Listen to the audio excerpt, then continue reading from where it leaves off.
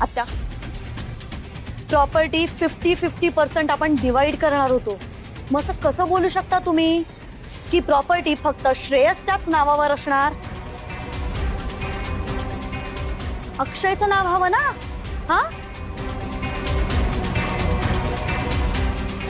नक्की काय चाललंय तुमचं?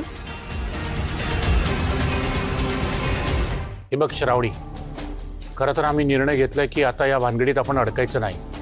हा, म्हणून आजीने जर ठरवलं असेल श्रेयसच्या नावावर तर असू दे ना. नाही, आम्हाला आनंदच आहे त्यात. कशाला उगीच नको.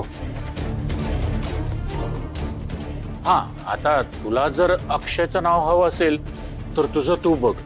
हो, आम्हाला त्यात गुंतवू नकोस. न खाया न पिया, ग्लास थोडा बारा ना. नको नको, आम्ही आमचं मन बदललंय. नको तो परत आता तुरुंगवास. देवा वाचव रे बाबा. अगं खरंच, शपथ.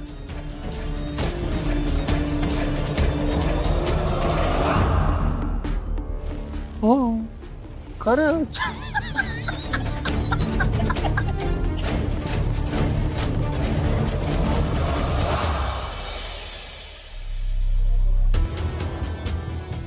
आजी, श्रावणी, आता हे कसले पेपर्स हातात तुझ्या? काय काय प्रॉब्लेम झालाय का? तुझ्या चेहऱ्यावर असं प्रश्नचिन्ह का दिसतंय? आजी, हे पेपर्स परत द्यायला सांगितलं शकुंतलाने. काय काय म्हणायचंय काय तुला? आजी, आता त्यांचं असं म्हणणं आहे की त्यांना प्रॉपर्टी नकोय. त्यांनी पलटी मारली. काय सांगतेस? पण असं कसं होईल? आजी, पण आता तसं झालंय. ताराशी बोललीस का तू?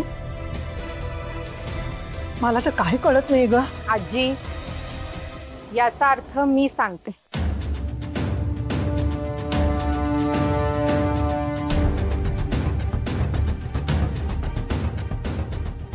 शकुंतला आत्या आणि दयानंद काकांचा एक वेगळा प्लॅन. असा काय वेगळा प्लॅन आहे? आजी, त्यांचा प्लॅन असा आहे की काय आहे?